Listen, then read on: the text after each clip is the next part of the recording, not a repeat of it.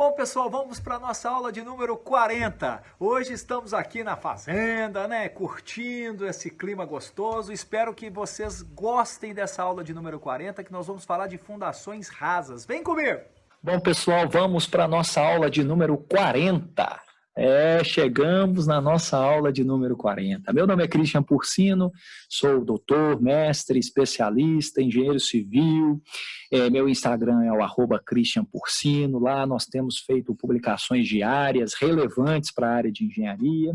Espero que estejam acompanhando o canal, que estejam aprendendo com a gente dia a dia. Todas as quartas e sábados temos postado aulas referentes à NBR 6122 de 2019, que é a norma atual relativa a projeto e execução de fundações. Chegamos ao capítulo 7 da NBR. Esse capítulo 7 trata das fundações rasas, né? A fundação rasa, direta ou superficial, são sinônimos, né? Às vezes algumas publicações falam de fundação rasa, outros de fundação direta, outros de fundação superficial, mas é a mesma coisa. E hoje, nessa aula de número 40, nós vamos estar falando exatamente sobre a primeira parte ali do capítulo 7, onde nós vamos tratar de teoria sobre fundação direta, superficial ou rasa. Insisto e falo isso de forma categórica aqui, né, que nós precisamos ser fortes na teoria. Nós temos que ser estudiosos, pesquisadores, críticos, perguntar, assimilar, fazer comparações, buscar referências bibliográficas, ler, grifar, refazer, pensar, né? Não é decorar, né? Nós não estamos falando para a gente decorar a norma item a item. Nós estamos passando aqui por uma leitura gostosa, uma leitura dirigida, item a item, aprendendo, questionando, te alertando para algumas coisas. Mas por que eu preciso conhecer a teoria muito bem? Para que quando eu for resolver problemas, eu forte na teoria, eu vou ser forte na hora de resolver problemas.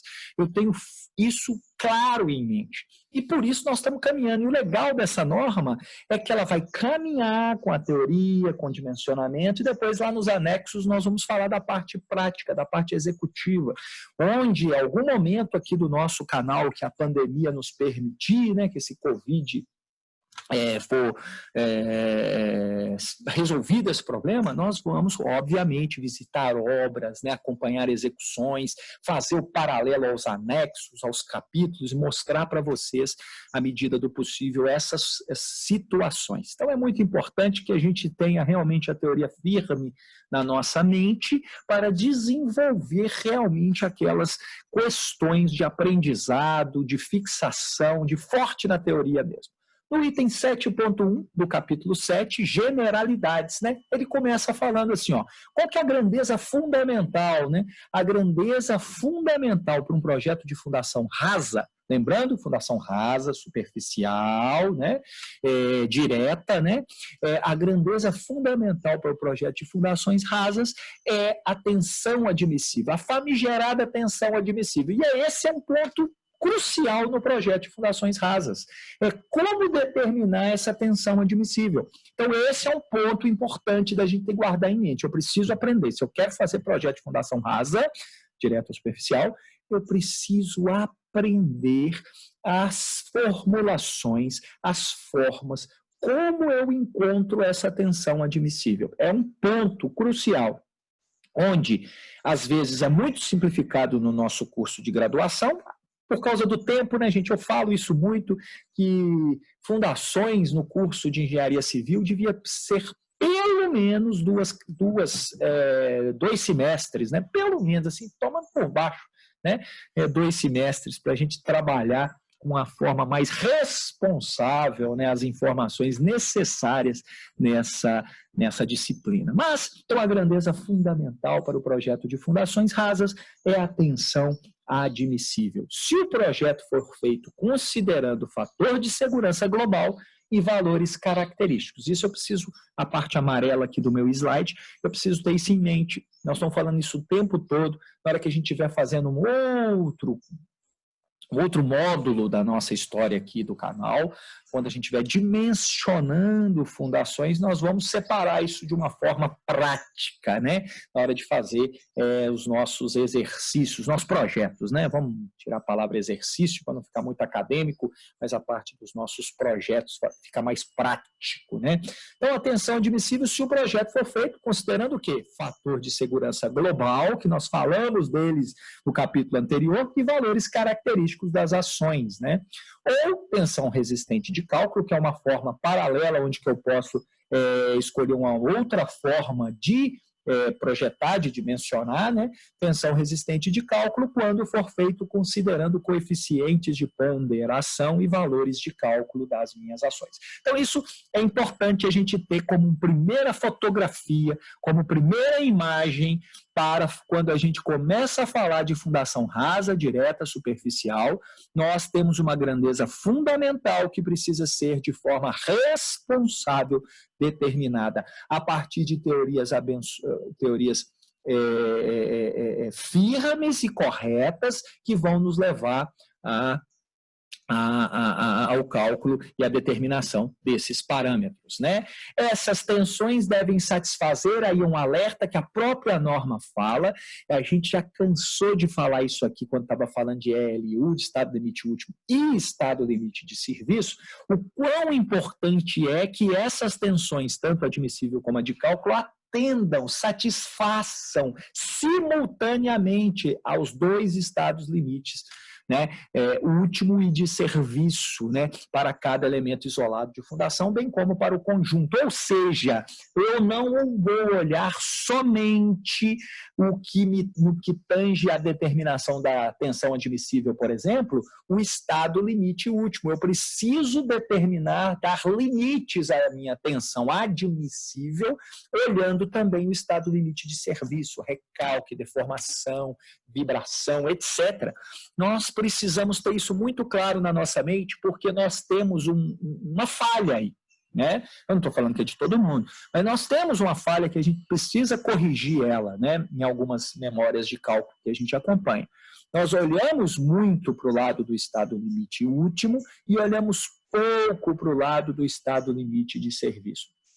Então, isso é um problema, e é um problema para a gente alertar. Eu preciso caminhar melhor por esses dois caminhos. Eles têm que andar em paralelo para determinar, para eu chegar no objetivo. Eu preciso, estado limite último, estado limite de serviço, caminhando, focando lá na frente essa história da grandeza, tensão admissível. Eu preciso, ou tensão de cálculo, né? Eu preciso ter isso em mente. O projeto de fundações consta, e aí são alguns alertas, tá, pessoal?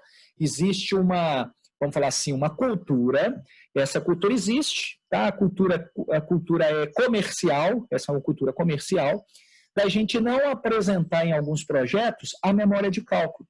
Nós apresentamos e entregamos como nosso produto, nosso entregável do projetista, sendo somente o desenho. Mas alguns alertas a gente precisa fazer, né? Até mesmo hoje, que nós temos o capítulo 10, que nós vamos falar dele, né, que é a análise de projetos, né? Para a gente fazer uma boa análise de projetos, a gente tem que ter o projeto e tem que ter a memória de cálculo.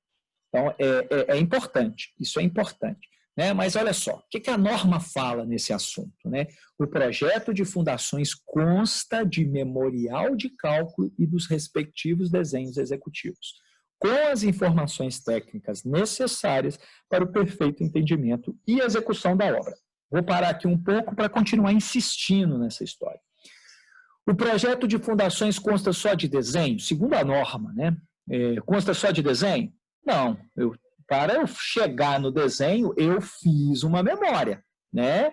Nós temos que tomar muito cuidado com isso, né? Não vamos admitir, nem passa pela minha cabeça que tem alguém fazendo projetos sem calcular, né? Faz o projeto sem fazer a memória de cálculo. Agora, a montagem de um documento chamado memória de cálculo, ela é interessante, ela é importante, ela é necessária, ela é um ponto que consta do projeto. Ela é um documento, ela é até uma forma de defender aquilo que eu, como projetista, pensei. Qual que foi meu passo a passo? Meu dado de entrada foi esse. A partir desse dado de entrada, eu gerei esses parâmetros. A partir desses parâmetros, utilizando esta metodologia, eu cheguei nesse dimensionamento, tanto geotécnico como estrutural. Então, a partir desse encaminhamento, tendo como referência as normas técnicas, tendo como referência as metodologias de cálculo consagradas, eu concluí que o melhor dimensionamento para aquelas ações, que também foi um dado de entrada, fornecidas no documento tal, referência tal, do dia tal, entregue por Beltrano de tal, essas informações me fizeram chegar nesse dimensionamento. Então, isso é muito importante. Isso é um documento jurídico, um documento de projeto, um documento importante para que eu tenha o meu passo a passo desenvolvido. Além do que, eu consigo organizar as minhas ideias ali numa memória de cálculo até para eu entender o que caminho que eu estou tomando. E aí sim é possível eu verificar se eu analisei estado limite último, estado limite de serviço, se isso foi levado em consideração, tal como a norma me exige. A norma me exige que eu faça isso. Então, isso é importante. Isso evita muitas coisas, porque lá, quando a gente estiver falando da verificação de projeto, gente, existem métodos e métodos. Existe um método que eu acredito, estamos falando de métodos consagrados. Método que eu acredito ser melhor aplicáveis em um determinado cálculo, que um colega acha que é outro, né? Então, isso vai gerar algumas confusões, algumas discussões, mas nós precisamos defender, saber exatamente o que nós estamos defendendo diante da comunidade técnica. Então, eu preciso ser técnico, eu não posso ser nebuloso, eu não posso estar com as coisas escondidas debaixo da mesa, eu não preciso, né? Apesar que algumas coisas são estimadas. Nós falamos de geotecnia. Geotecnia, nós temos parâmetros provindos de ensaios de laboratório, mas esses parâmetros também têm formas que a gente determina a partir de correlações de outros tipos de investigações que podem ser obtidas das mais diversas fontes. Então, esse é um ponto importante. Voltei, concentrei, foquei, 7.1, generalidades, fugi um pouquinho, agora voltei a atenção aqui para a gente não perder o foco da nossa NBR. O projeto de fundações consta de memorial de cálculo e dos respectivos desenhos executivos, com as informações técnicas necessárias para o perfeito entendimento e execução da obra. Isso é importante. Eu tenho que abrir um desenho também, gente? Eu tenho que abrir uma memória, eu tenho que entender o passo a passo, beleza. Eu tenho que abrir um desenho e esse é o produto final nosso. Isso precisa ficar muito claro para nós, projetistas, e também para os executores, e também para o empreendedor, para o dono da obra, para quem está gerenciando um projeto, um empreendimento. Que o nosso desenho é o material que vai ser colocado na obra e a turma da obra vai pegar aquele material e vai executar em função do que está ali. O que eu quero te dizer? Se você chegou tudo bonitinho, até a memória de cálculo, até a conclusão, dimensionamento, definição de armadura, definição de dimensões, definição da quantidade de estaca, do bloco, da altura, da armadura e etc., direitinho, perfeito, caminhou passo a passo de uma forma fiel, digna, de parabéns, usou todas as normas, atualizado, referente. Aí foi para a parte de desenho. Esse desenho sai ou com algum erro fatal, eu posso falar fatal realmente, porque a gente pode falar fatal, porque dependendo você pode levar a ruptura com um desenho errado, né? E vai tudo para o beleléu, né? Vai tudo para o beleléu. Aquilo tudo que você fez direitinho, se aquele produto final não for claro, né? Perfeito entendimento e execução da obra, eu não posso ter dúvida. Pensa o seguinte, né? Às vezes o projetista fica chateado, né? Com os comentários que vêm de lá, né? Não, isso aqui não tá. Como que não está? Cara, se teve dúvida, não está. Então, com o tempo, a gente vai até aprendendo, né, a melhorar as nossas notas de projeto e especificações de projeto para que fiquem mais absorvidas por quem está executando. E não gere dúvida, não pode gerar dúvida. Se o cara caminhou para um outro lado ali, pensa no seguinte, aquele é um documento padrão e ele precisa estar bem claro e não gerar dúvida para a obra, né? Então, olha só, fica de olho, né? A elaboração do memorial de cálculo é obrigatória, devendo estar disponível quando solicitado. Eu posso entregar só o projeto? Eu posso entregar só o projeto. Mas o cliente quer nem saber de memória. Não, manda isso não, eu quero o projeto, quero furar minha fundação aqui, executar minha hélice contínua aqui, me mostra só, né, a locação, claro, como é que eu faço, qual que é o comprimento, a armadura, e etc. Né? Ele não quer. Mas, quando me é solicitado, nesses casos, eu preciso estar disponível. Não é essa história assim, eu não... Às vezes a pessoa fala assim, não estava previsto eu montar a memória de cálculo no meu preço, ok? Eu entreguei esse preço. Deixou claro lá na proposta isso? Ficou claro? Porque é uma outra questão, não é questão de norma, tá? É outro assunto, né? É uma outra disciplina da engenharia, isso que eu estou falando, né? Isso é uma outra história. Mas aqui a norma de fundações fala que a elaboração da memória de cálculo é obrigatório, ela não está te dando liberdade de não fazer, ele é obrigatório, por isso que eu fiz esse olho aqui, né? Fica de olho. Esse fica de olho é tanto para quem faz, como para quem recebe. É obrigatório. Devendo estar disponível quando solicitado. Foi solicitado, eu tenho que disponibilizar. Se eu vou cobrar para montar alguma hora, porque não estava previsto, porque eu dei um desconto prevendo que eu não ia gastar tempo montando memória dessas fundações todas, isso é uma outra história, mas eu tenho que disponibilizar. Não vou dar, não. Não, isso é devendo estar disponível quando solicitado. Isso é muito importante. Então, é o que a gente está mostrando aqui, né, gente?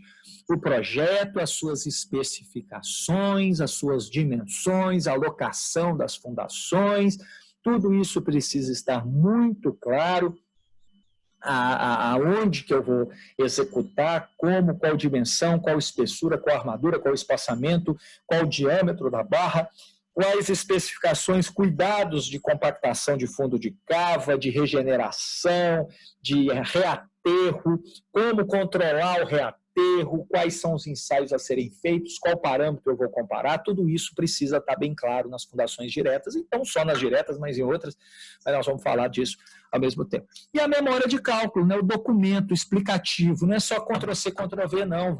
Repito mais uma vez, né, a norma até não fala que a memória de cálculo tem que estar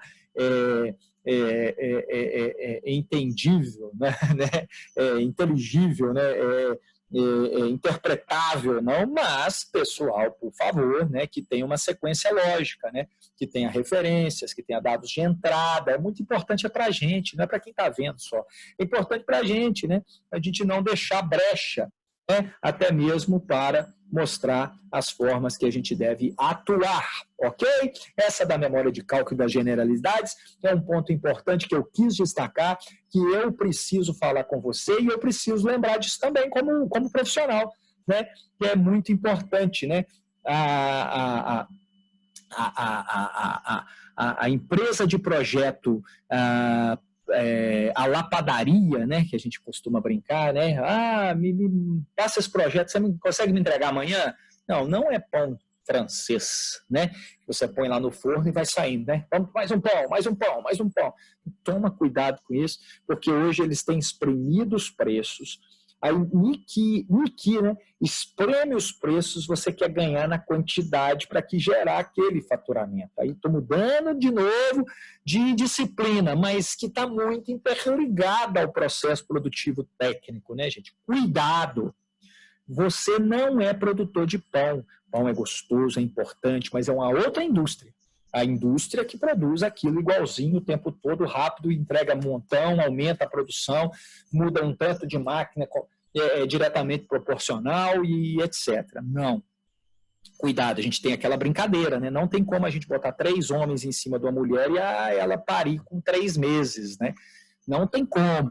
Cuidado com essas coisas e seja realmente responsável. Vamos ser mais maduros e sérios e bater o pé e aprender, né, a característica, a qualidade, né, de aprender a viver sob esse tipo de pressão.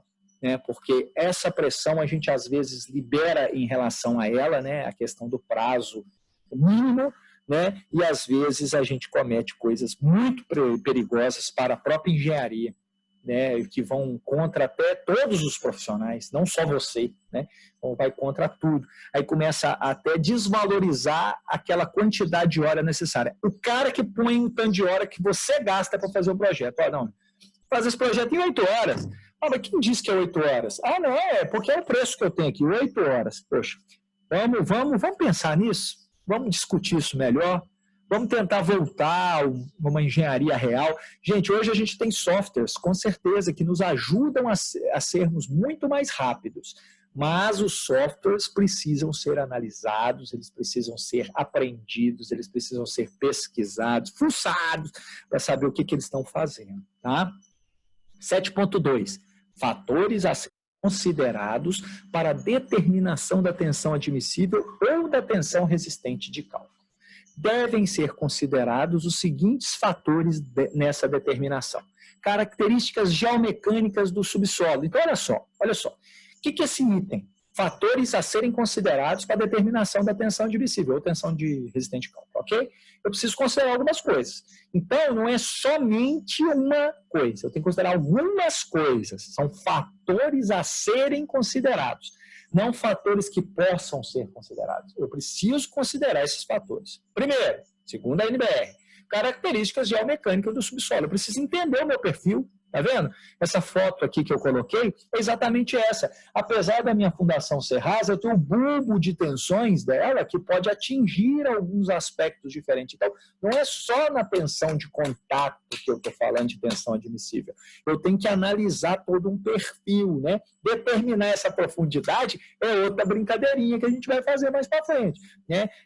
Se eu estou apoiando numa rocha, se eu estou apoiando num matacão, né? Se eu tenho uma caverna inferior, né, que pode prejudicar a estabilidade da minha fundação, então a coisa é séria, é muito séria. Por isso a necessidade, né, gente? Investigação geológica técnica não é custo, é investimento, nós precisamos realmente ter isso em mente. Profundidade da fundação é importante, né? Lembrando, né, aí eu tenho todo um aspecto que a gente vai falar mais para frente, todo um aspecto, né, do bulbo de tensões, igual eu falei, da área da sapata. Eu posso ter duas sapatas apoiadas na mesma profundidade, mas por terem área de contato diferentes, elas têm a influência do bulbo de tensões em regiões diferentes, né?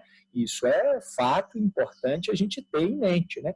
O nível d'água, né? Se esse nível d'água está embaixo, está na base, se ele está sobre a base, tudo isso são itens importantes para eu ter em conta na hora de determinar a tensão admissível, né? Através dos processos, né? Dimensões e forma dos elementos de fundação. É outra história também. Ela é quadrada, retangular, circular, hexagonal. O que é a dimensão? Isso influencia, são os fatores de forma das formulações conhecidas de metodologias consagradas, né? Influência do lençol freático, foi o que eu disse, né? É importante. Eu preciso saber, tem lençol? Tem possibilidade de ter? Tem possibilidade de ter variação de lençol freático no ano? Lembra, gente, sondagem é uma foto, não é um filme. Sondagem é uma foto daquele dia, daquela hora e daquela equipe que executou. Então, é uma foto.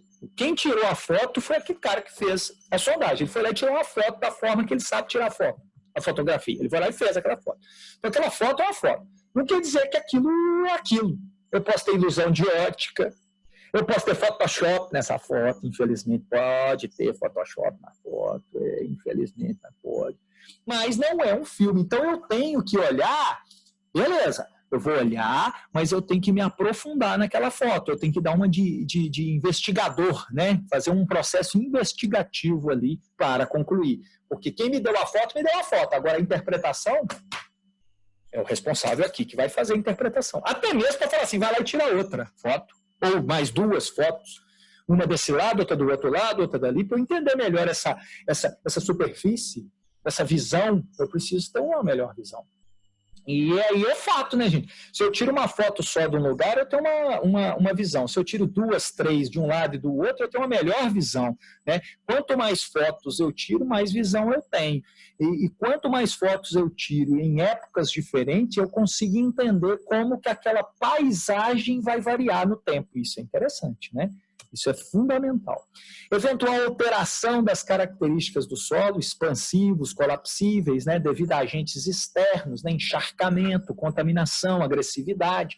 Então, isso é importante, né? Eu preciso conhecer o contexto, eu preciso olhar, eu preciso verificar a vizinhança, eu preciso olhar onde eu estou construindo, eu preciso ter essa informação importante demais, né? Alívio de tensões, vou fazer uma escavação? Eu tenho uma escavação que vai influenciar com alívio de tensões na minha obra, isso vai provocar movimentações passivas, ativas, eu preciso ter isso em mente, né? Características ou peculiaridades da obra. Eu preciso conhecer a minha obra, preciso conhecer o local, preciso ir lá, eu preciso verificar o que está acontecendo, né? Eu preciso entender, né? Sobrecargas externas, né? Tem passagem de veículo adicionando, vai ter equipamento ali executando. Eu preciso entender, vai ter um aterro que vai ser executado ali e vai provocar, né, essa sobrecarga externa, inclinação da carga, isso é importante até mesmo para a gente determinar alguns fatores, né, das equações consagradas, das metodologias consagradas, né, a gente saber, né, então, sobrecarga, nível d'água, variação, se a carga está inclinada ou não, tudo isso é importante. Se o terreno está inclinado, se eu tenho alguma sobrecarga de terreno, a estratigrafia do terreno é importante, eu saber, né, gente? Aqui, claro que eu coloquei algumas coisas bem exageradas, mas para a gente ter em mente que isso pode acontecer, né? Eu posso depositar minha fundação aqui, mas eu tenho que conhecer aonde está chegando meu bulbo de tensões, né?